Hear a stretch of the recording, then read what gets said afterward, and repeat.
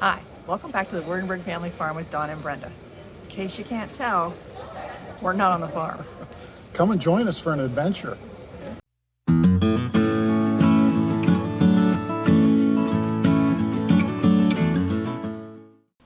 All right, we decided to take a trip. So we packed up our bags and headed out. There we go. It's about a 4-hour drive to JFK Airport in New York City. And we got there about 4 hours before the flight. And this is what I do when I'm sitting in airports. And while we were waiting, we decided to have a lunch. Yeah, this is kind of preparing us for what's to come. All right, we're on the plane, ready to go. There's that look again. What's up? This trip was a little hard for me. I was really having trouble leaving the farm. We haven't been anywhere in 4 years since we bought the farm. Partially because of the farm, but partially because the pandemic hit. So this is our first big trip since we've lived here, and it's very different. Our life before we bought the farm was very different than it is now. We lived in a suburban house, and Donnie worked a corporate job, and we did a fair amount of traveling. Yeah, and I think you were always fairly comfortable once we got going. We did some hiking and cycling in the U.S., and we even went abroad. And there's some good island hiking we did. And you always felt comfortable sleeping out in the middle of the wilderness. I did. I love backpacking. And I love when we did trips on bikes. Yeah. But this time, I don't know. I was having a hard time the whole way there. I'm like, this is hard for me. But we ended up keeping going, and we'll tell you what happened. We're not just away from the farm, we're very, very far away from the farm. Well, it's our 42nd anniversary. We've taken a trip to northern Italy, and we're in the Dolomite region. So if you'd like to come on an adventure and visit some small towns, and we're actually riding our bicycles from town to town. So maybe come along and see if we actually survive it.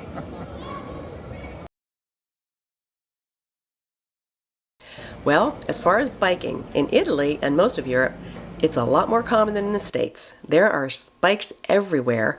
They're on the roads, they're all over the place, and there's even special bike paths for cyclists to go between towns. A lot of people bike to work. And even public transportation like buses and trains have provisions to bring your bicycle with you. So we had to do that, and it was very easy actually. And it was really nice because we don't speak Italian. Luckily, there was big pictures of bicycles on the train cars that had room for the bikes. Yeah. So really made it easy. Very enjoyable. Even at the hotels, they all had a provision for bike storage here in the bike depot. Now we rode mostly on bicycle paths from town to town and city to city. Now while we were in the Dolomites, which is actually part of the Alps, we were not riding in the mountains, we were riding in the valleys around them. So it was very beautiful. We also got to observe all the beautiful homes and old castles up on the side of the hills and the meadows, which is beautiful.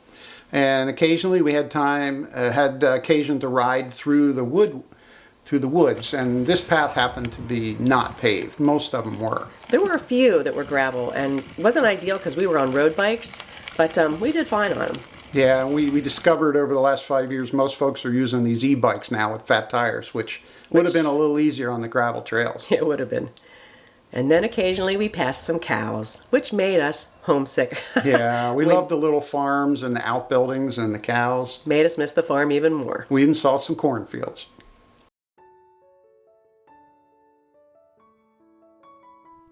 The breakfasts, I love them first because they're included with our hotel accommodation, but the food is amazing. They have these beautiful meats out every morning with speck and ham, and then the cheeses are wonderful, hard cheese, soft cheese, and all of the pastries. And I really like the fresh yogurt with all the fruits and the nuts and all that kind of stuff. Yeah. And the one place had the honeycomb right there with it draining into a bowl so you could use it really fresh. And then don't forget fresh squeezed orange juice. I loved the fresh squeezed orange juice. Yeah. And we did eat some unusual things. I don't remember what this was, but everything was really good. They were all picture worthy. Yeah. But they did taste good, believe it or not. Yeah. Well, we did eat a lot of interesting fancy food, but we ate a lot of pizza. good pizza. The hardest part was trying to figure out what to get on it. But we like everything except what? Anchovies and Sardines. Sardines, you know. But we didn't know what some of the words were, so we just tried to order the best we could. Yeah. And the one pizza place you could see where the pizza was being... Yeah, the brick oven pizza. And unfortunately, they cooked the pizzas and they made them right out in the serving area. So I went up to watch. And of course, Brenda snapped this because she couldn't wait to send it to our kids because I was being nosy. Which is, he's known for, being nosy, asking questions, and kind of bugging people. So I'm sure the pizza maker's like, oh, good grief. This guy from the States wants to watch me make pizzas. So I was right up there, making sure he did it right. And look at this. This is amazing. Yeah. And it's the piece that's interesting is how quickly they cook in those brick oven pizzas with the fire right there. And I didn't know, but they had a stone that rotates. And that's how you get that beautiful color and where it gives a little bit of the dark on the crust. I love that. Look at this. That's not sped up. That is actual speed of the brick oven pizza. One of those pizzas is ours. Yeah.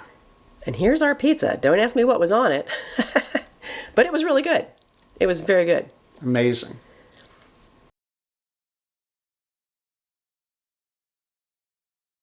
One night we were getting ready to order pizza. We had a special treat. Yeah, it was a street performer came by and played some beautiful music. Very appropriate for the Italian setting. And once again, the menu was in Italian, and we were a little clueless.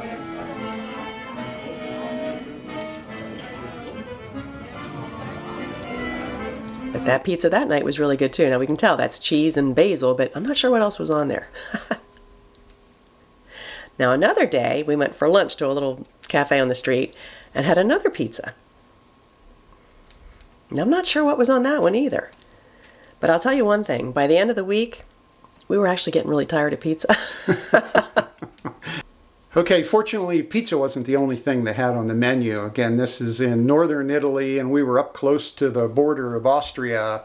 And actually, this part of Italy was also part of Austria at one time, so that a lot of the cultural influence. Thus, the strudel, an apple strudel, which was amazing. And actually, a lot of the people spoke Italian and German. Yes. But not as many spoke English as we hoped. No. Now, when we left the region, remember taking the train? And That's once true. we got out of that Tyrol region, we crossed, then all of a sudden they were speaking Italian and then English. So the train had, and all the directions had English as That well. was very helpful. Yes. Now, one other treat in Italy is gelato. Yeah, a beautiful. To me, the flavors are almost stronger. I think it's a little less butterfat, though, isn't it? I'm actually thinking it's more. Whatever it is, I think it's even better than ice cream. Yeah. One bike trip we did, the guide said it was a mystic moment, and we actually had a mystic moment every day. Yeah. Well, things didn't go according to plan on this trip. Well, first off, we had a few rain days in the middle of the week, so we had to alter our plans. And toward the end of the week, we both got a cold bug, and you tell I still have a cold. Yeah. So that changed things a little bit. Yeah. So I think we've learned over the years with vacations, it's good to plan, but if you over-plan it and have everything has to be perfect, and if it's not, then it ruins your whole vacation, then that's just a plan for disaster. You just have to roll with the punches and make the best of it. Yeah, and I think in vacation, sometimes the most enjoyable parts are the unexpected small pleasures that come, things that you couldn't possibly plan. Here are a couple of those special moments we had on this trip.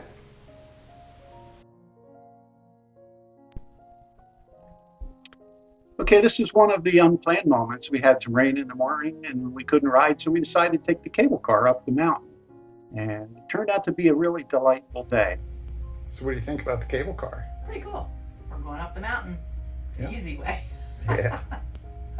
It's pretty. It's very pretty. And as we rode up to the top of the mountain, we had a big surprise. We had a high alpine meadow, and we saw these cows, dairy cows, and they were beautiful. And it really made us kind of homesick, didn't it? Oh, it did. I think we sat there for 30 minutes just watching the cows. And I think the sound of the bells is just kind of relaxing, at least for a while. Maybe if they were around us all the time clanging, it would drive you crazy. But Yeah, I don't think I'm ready to put bells on our cows. no.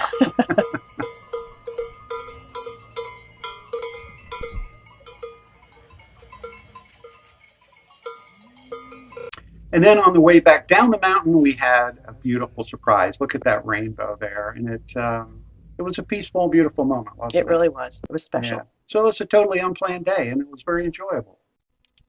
So we're back in Belzano, and actually I had to run out and get some cold medicine. And I ran into the beautiful plaza here. And there was a street musician that just set up, and he started playing Bolero. I love that song.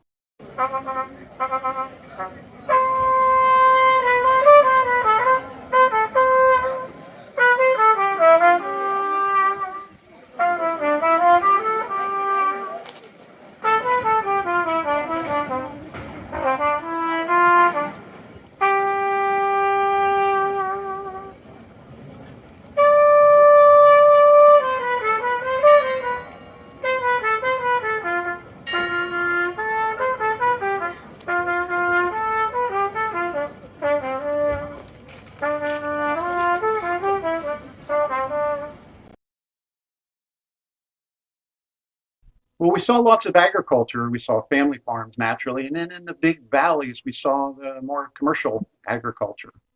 And this one was especially beautiful, just seeing the beautiful fields laid out on this pretty church right in the middle of it all. Yeah.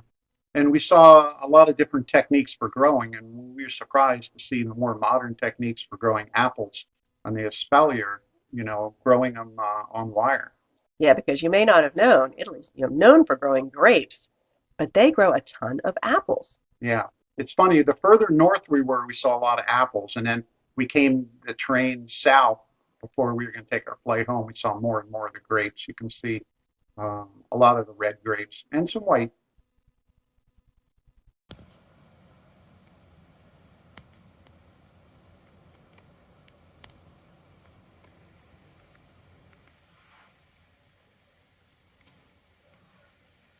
Beautiful view. But I learned one thing about hotels in Europe. They don't use top sheets on their beds. It's just the fitted sheet and a duvet that you unroll and cover up with at night. Which, if you're a person that sleeps with just a sheet on, this is too hot. That would be me. It's way too hot. So I didn't know that before. One other thing we learned about Italy is that most of these towns and villages had an old town section where the properties were 3, 5, 800 years old. I just love the cobblestone street. I admired the work there. But the other thing that we noticed, and some people are going to love this and some won't, but there was a lot of high fashion and retail stores of all of the high international brands. Again, some people love that, and some would prefer to see other things. So I prefer the old town. yeah, yeah. And of course, we love the restaurants, and they spill out onto the streets and with the tables, and that's beautiful. But in the last town that we were in Verona, they had the inspiration for Romeo and Juliet. Supposedly Shakespeare was inspired by this plaza, and it's kind of turned into a tourist trap little now, but a lot of attention given to it. You can see the balcony up top there, so it is what it is. Well, we learned something about ourselves too on this vacation. I really miss the farm. Yeah. I can't believe how attached I am to this farm. Like I said, we used to live in a suburban house, and when we moved away from there, I really didn't miss it. I mean, I love the memories. I love that we raised our kids there. And how long did we live there? It's over 25 years. Yeah. And we traveled and we'd come and go, but you never had those same feelings, did No, you? no. This place, a couple times we've said, right after we moved in, we said, this place feels like home. It feels like us. Mm-hmm. We can't explain it, but we Yeah. are grounded here in a way we've never been grounded.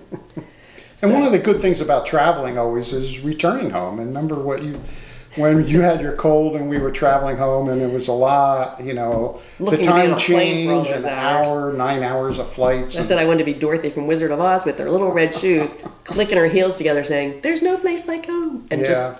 instantly we're at the farmhouse. But no, you have to fly. The other thing we learned is that we enjoy traveling with people and in groups. And most of the other times when we did, at least with the bicycle side, we traveled with a small group of people. This And- time it was a self-guided tour, so we did it ourselves. It was just Diana, and I love being with him alone. Yeah. But even as an introvert, I loved being with a group. Yeah. And we made some amazing friends. Oh, we did. We did. We miss them. We had one special friends from Colorado that we really enjoyed traveling. In fact, we did 2 trips with him, Yeah.